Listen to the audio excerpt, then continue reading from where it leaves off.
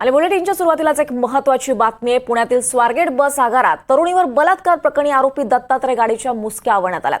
नराधम त्याच्याच गुणाट गावात लपून बसला होता आणि त्याला पकडण्यासाठी कालपासून 150 पोलिसांची फौज शोध घेत होती।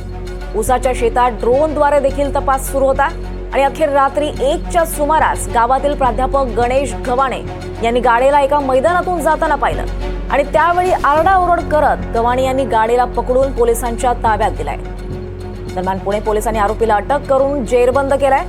पुण्यातील लष्कर पोलीस स्टेशनमध्ये या आरोपीला आता आणण्यात आलाय आणि त्याची ससून रुग्णालयात वैद्यकीय तपासणी झाली आहे आणि आज आरोपी गाडीला कोर्टात हजर करण्यात येणार आहे।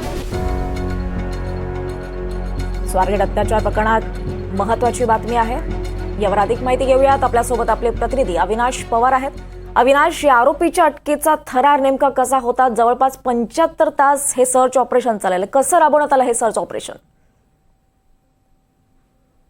निश्चितच आपण ज्या दृश्यामध्ये पाहतो आहोत अशा पद्धतीने रात्री पुणे पोलिसांनी सगळं जे डॉग स्क्वॉड आहे, श्वान पथक जे आहे ते ग्राउंडला उतरवलं होतं।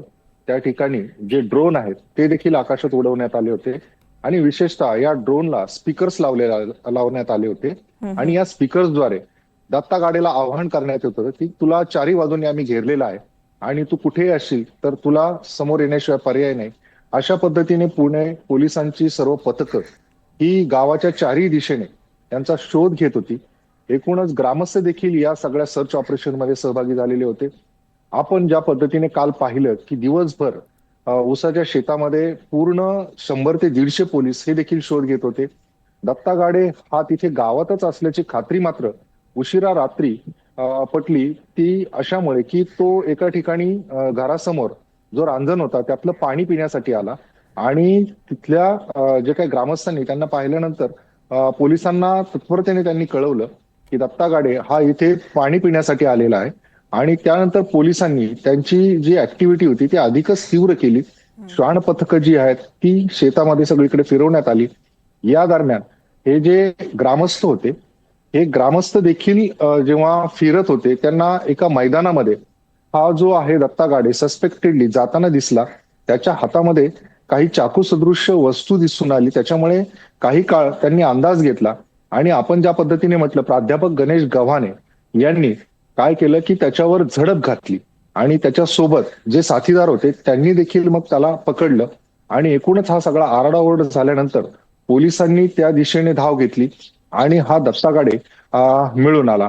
निश्चितच दत्ता गाडे हा जो आरोपी आहे याला पकडण्यासाठी हे सगळं सर्च ऑपरेशन गेले अनेक तास राबवलं गेलं होतं आणि त्याच्यामध्ये ग्रामस्थांनी मोठी भूमिका बजावल्याचं आता समोर येताना दिसत आहे। विशेषतः आपण सगळ्यात पहिल्यांदा रात्री देखील आपण ही बातमी ब्रेक केली की थोड्याच वेळात दत्ता गाडे हा आता पोलिसांच्या हाती येऊ शकतो। त्यामुळे आपण NDTVच्या माध्यमातून वेळोवेळी जे लेटेस्ट अपडेट आहेत ते आपण प्रेक्षकांपर्यंत पोहोचवण्याचा प्रयत्न केलेला आहे। नक्कीच अविनाश, आज नेमक्या कशा घडामोडी घडणार आहेत? त्याला आता जेरबंद करण्यात आलंय, आज नेमक्या पुढे काय घडामोडी घडते या संदर्भात काही अपडेट्स मिळतात आपल्याला?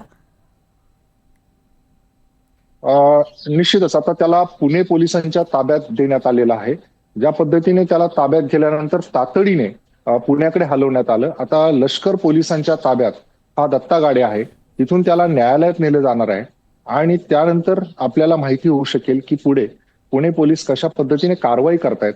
एकूणच संपूर्ण महाराष्ट्राला हादरवणारी ही जी घटना होती स्वारगेटमध्ये अत्याचाराची आणि त्याच्यामुळेच दत्ता गाडेवर अधिकाधिक कठोर कारवाई व्हावी अशी सगळीकडून मागणी होताना आपल्याला दिसत आहे। नक्कीच अविनाश, अखेर हा आरोपी जेरबंद झालाय आणि ही घटना अतिशय थरारक अशी होती। धन्यवाद या सगळ्या सविस्तर माहितीसाठी।